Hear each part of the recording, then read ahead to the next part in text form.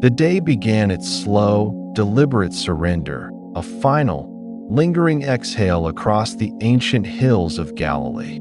Outside Eli's humble dwelling, the last golden rays of sunlight stretched long, ethereal fingers across the fields, painting the tips of the olive trees and the gently swaying wildflowers in a warm, ethereal glow. A profound stillness, unlike the fleeting quiet of midday, began to settle, gently pushing back the lingering echoes of the day's activities, the distant calls of merchants, the faint bleating of sheep, the murmur of village life.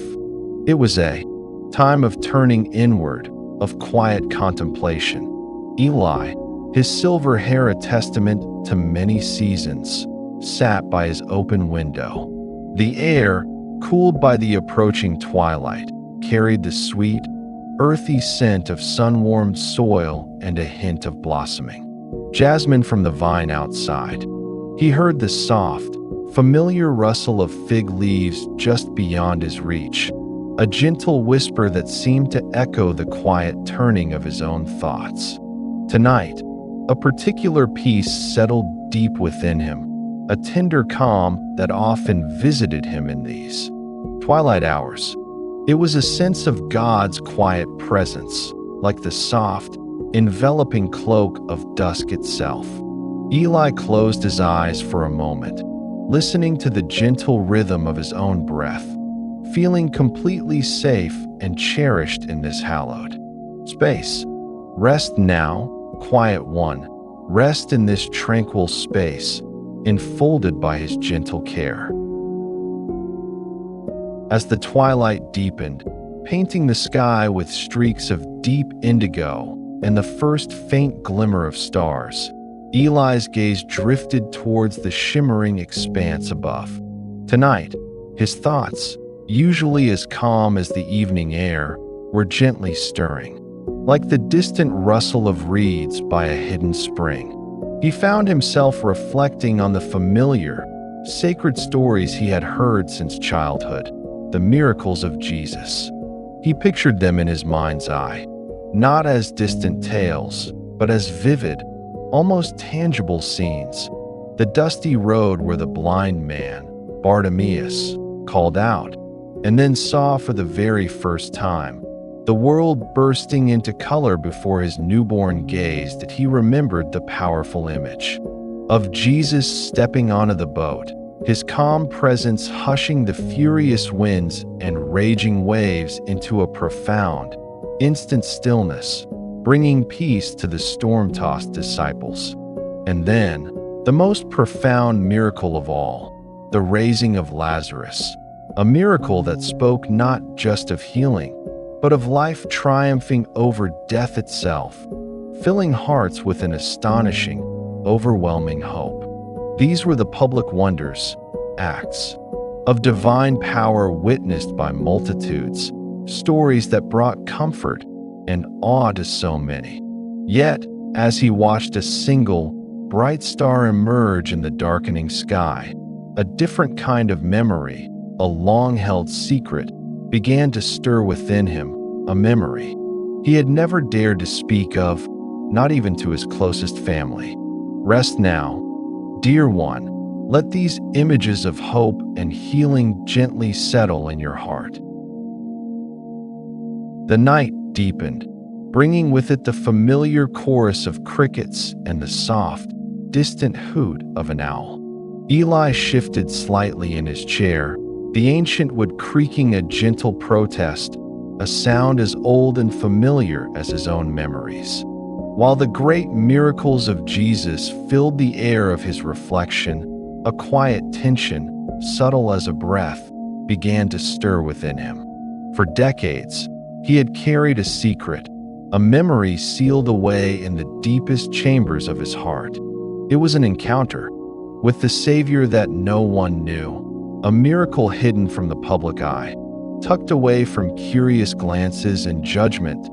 He had never dared to speak of it, not even to his beloved Sarah or to his children. The reasons were complex, woven from the threads of a life lived in two different worlds. To speak of it would be to expose a vulnerability, to reveal a part of himself that he had long kept guarded. The thought of it, even now, brought a faint, almost imperceptible tremor to his spirit. This unspoken miracle, unique to his own journey, had shaped him in ways no one could see. It was a testament to the quiet, personal touch of Jesus, a whisper of grace meant only for him. Rest now, dear. 1. In the quiet unfolding of this hidden grace, a secret held safely in the heart. Eli's gaze drifted from the distant stars to the familiar contours of his room, the shadow patterns on the wall as steady and predictable as the traditions of his youth. He grew up in a world of strict adherence, a world meticulously shaped by his father, a revered Pharisee. Their home, though filled with learning and devotion, was also permeated by a subtle, unspoken pressure, the weight of expectations, the rigid lines of tradition. He remembered the crisp, starched feel of the linen garments, the precise rituals for every meal, the endless hours spent poring over scrolls, memorizing every letter of the law. From an early age, Eli was taught the importance of outward piety, of public righteousness. His father, a man of deep conviction, believed fiercely in the purity of their faith, in maintaining separation from anything that might defile it. This upbringing, while instilling a profound respect for God's commandments, also subtly cultivated a quiet fear of imperfection, a deep-seated anxiety about falling short. He learned to project an image of unwavering devotion, even when his inner world felt anything but composed. This was one of the two worlds that shaped him, a world of visible adherence where every action was weighed and measured. Feel the quiet presence of this long-ago world, a careful balance of devotion and expectation settling into the stillness around you. Growing up in such a structured world, Eli learned to carry burdens no one could see. He excelled in his studies, meticulously reciting scriptures, observing traditions with impeccable precision. Outwardly, he was the dutiful son, a promising student of the law, a source of quiet pride for his father. Yet, beneath this carefully constructed exterior, Eli secretly struggled. He felt paralyzed, not in body, but deep within his spirit. This wasn't a visible ailment, but an unseen bondage, a heavy cloak woven from threads of fear, pride, and guilt. The fear was constant, a quiet hum beneath his surface, a terror of not being good enough, of making a mistake that would bring shame upon his family or himself. The pride manifested subtly, a quiet insistence on his own righteousness, a need to prove his worth through perfect adherence. Yet it was a fragile pride, easily shattered by the slightest misstep. And the guilt was the heaviest of all, a silent condemnation for every stray thought, every unspoken doubt, every perceived failure to live up to the impossible standards he set for himself and that were implicitly set for him. These were the chains that bound his spirit, invisible to all, even to those who loved him most. Feel the profound quiet of this unseen struggle, knowing that even in stillness, unseen burdens can be present. Even within the confines of his structured life, subtle whispers of a different way began to reach Eli. News of a young teacher, Jesus of Nazareth, spread through the towns and villages like a fresh spring breeze. These whispers spoke not of strict adherence to the letter of the law, but of a boundless love that embraced outcasts, of a grace that defied rigid traditions. Eli would overhear hushed conversations in the marketplace, snippets of astonishing tales about a man who spoke with authority. Yet with compassion, he heard of parables that stirred the heart rather than simply informed the mind. These accounts were so unlike the dry, academic discussions he was accustomed to. They spoke of a God who was intimately involved in the lives of ordinary people, not just in grand pronouncements from afar. These murmurs were like tiny, persistent droplets of water on a stone, slowly, imperceptibly, beginning to wear away the hardened edges of his learned worldview. A quiet curiosity, mingled with a deep, almost forbidden yearning, began to stir within his spirit. Listen now for the gentle whispers that invite a new perspective, a soft turning of the heart towards unexplored paths. The quiet yearning within Eli grew stronger, a persistent whisper against the deeply ingrained teachings of his upbringing. He found himself increasingly torn between two worlds. On one side stood the familiar, comforting certainty of his father's house, a world of revered traditions, scholarly debates, and the strict, clear boundaries of the law. It was a place of honor and respect within his community, a path laid out for him since birth. The thought of stepping away from this established order, from the expectations of his family and peers, filled him with a profound sense of anxiety and apprehension. The fear of judgment, of bringing shame upon his esteemed lineage, weighed heavily on his spirit, an unseen chain binding his footsteps. Yet, on the other side, there was the compelling, almost magnetic pull of this Nazarene. The stories of his compassion, his revolutionary teachings, and the profound, undeniable acts of healing spoke to a part of Eli's soul that felt parched and weary. He felt drawn by a curiosity that transcended mere intellectual interest, a spiritual hunger that the strictest adherence to the law had never fully satisfied. The thought of encountering this Jesus, even secretly, stirred a forbidden hope within him, a fragile seedling daring to push through the hardened ground of his fears. This internal conflict, though unspoken, created a deep, quiet tension, a constant ebb and flow between the life he was expected to live and the life his spirit longed to explore. Feel the quiet tension of opposing paths and the gentle pull towards a new, unfolding hope. One balmy evening, under the cloak of deepening twilight, Eli found himself irresistibly drawn towards the edge of a village where Jesus was said to be teaching.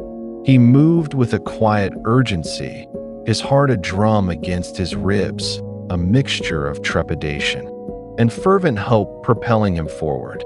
He kept to the shadows, lingering at the fringes of the crowd, careful not to be seen by anyone who might recognize him or, worse, his father. The air around the gathering was vibrant, pulsating with an energy Eli rarely encountered in his own disciplined world. He heard the murmur of hushed conversations, the occasional joyful gasp, the soft rustle of cloaks as people shifted. He saw Jesus from a distance, his form outlined by the flickering light of a few oil lamps and the soft glow of a low-hanging moon. There was no grand spectacle, just a man speaking with a profound yet gentle authority. Eli couldn't make out the exact words, but the tone of Jesus's voice, carried on the evening breeze, was unlike any he had ever heard. It was filled with an astonishing blend of compassion and truth, cutting through the noise without being loud. Eli watched as people pressed in close, their faces upturned, eyes fixed on him with a hunger that Eli recognized deep within himself. He felt a stir, a subtle drawing of his spirit towards this gentle, powerful presence, a yearning to understand the source of such calm. Feel the quiet draw of an unseen presence, a gentle current pulling you closer to peace. Eli returned to the hidden fringes of the crowd night after night, drawn by an invisible thread. He observed Jesus, not just as a curious spectator, but with the quiet intensity of a man searching for something he couldn't quite name. He watched as the sick were brought forward, a man with a withered hand, a woman bent with a decades-long affliction, a child burning with fever. The air would thicken with a silent plea, a collective sigh of desperation. Eli expected grand pronouncements, elaborate rituals, something akin to the meticulous procedures he knew. Instead, Jesus would often simply speak a word, or sometimes just extend a hand. There was no forceful command, no thunderous pronouncements, but a profound power in his presence itself. Eli witnessed bodies straighten, fevers break, and eyes, once vacant, fill with astonishing light. He didn't just see physical transformations. He saw faces shift from despair to utter disbelief, then to profound joy. The sounds of gratitude were soft gasps, then murmurs, then quiet sobs of relief, echoing softly through the night air. It was a tangible, undeniable healing that transcended the physical, touching the very spirit. Eli felt a growing sense of awe, a quiet wonder that chipped away at the hardened shell of his rigid worldview. Feel this quiet power, a gentle strength that transforms and brings forth wonder. As Eli continued his clandestine observations, a profound conflict deepened within his spirit. Each quiet miracle he witnessed, each word of compassion he overheard from Jesus, chipped away at the meticulously constructed foundations of his Pharisee upbringing. The rigid interpretations of the law, once a source of comfort and clear direction, now felt like a heavy, suffocating garment. He found himself questioning the very tenets he had dedicated his life to, the very pride he had placed in his own righteousness. The contrast between the outward displays of piety he was accustomed to and the effortless, genuine grace emanating from Jesus was stark. Eli felt a growing dissonance, a quiet ache in his soul. He was pulled by an undeniable spiritual hunger for the truth he saw in Jesus, yet simultaneously bound by the deep-seated fear of dishonor and the judgment of his father and community. The internal whispers of guilt intensified, guilt for even contemplating such a radical departure from his path, guilt for the secret hope that now stirred within him. The more he witnessed Jesus' healing power and felt the calm in his presence, the more agonizing became the choice between the world he knew and the truth he was beginning to discover. He would return home each night, the quiet tension humming beneath his skin, trying to reconcile the irreconcilable. Feel the quiet hum of inner conflict and the gentle yearning for a path illuminated by true grace. There came a night when Eli, burdened by the deepening conflict within, felt an unbearable ache in his spirit. His usual carefully guarded composure crumbled under the weight of his unspoken anguish. He had heard that Jesus was teaching near the Sea of Galilee, and a desperate, unreasoning need propelled him there. He found a spot at the very edge of the large crowd, close enough to hear Jesus' voice, but far enough to remain in the shadows, hoping to simply blend into the anonymity of the night. The air was thick with expectation, with the murmurs of those seeking healing and hope. As Jesus spoke, his voice was a gentle balm on Eli's raw spirit, but the internal torment remained, a relentless, quiet gnawing. Eli wasn't physically ill, nor was he visibly afflicted, yet he felt a profound, spiritual paralysis, a deep-seated inability to move forward, to truly embrace the truth his heart yearned for. He was bound by the invisible chains of fear, pride, and guilt, so tightly woven they felt like a physical restraint. The weight of his father's expectations, the unspoken rules of his world, pressed down on him, making it impossible to step into the light. He simply sat there, a silent plea in his eyes, feeling utterly exposed yet desperately hidden in the vastness of the night. Feel the quiet ache of unspoken burdens and the yearning for a release that only true peace can bring. As Eli sat shrouded in his own silent turmoil, his gaze fixed on Jesus amidst the crowd, something profound and unexpected occurred. In a moment that transcended the noise and the multitude, Jesus turned his head. His eyes, not searching but truly seeing, settled upon Eli. There was no accusation in that look, no judgment for his hidden presence, no demand for explanation. Instead, Eli felt an astonishing depth of knowing compassion in that single, profound gaze.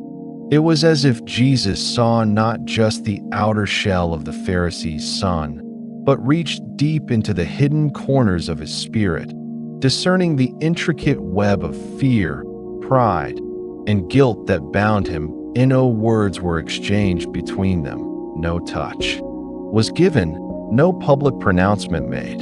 The crowd continued their murmurings, oblivious to this silent, sacred exchange. Yet, in that timeless instant, a powerful current of understanding flowed from Jesus to Eli.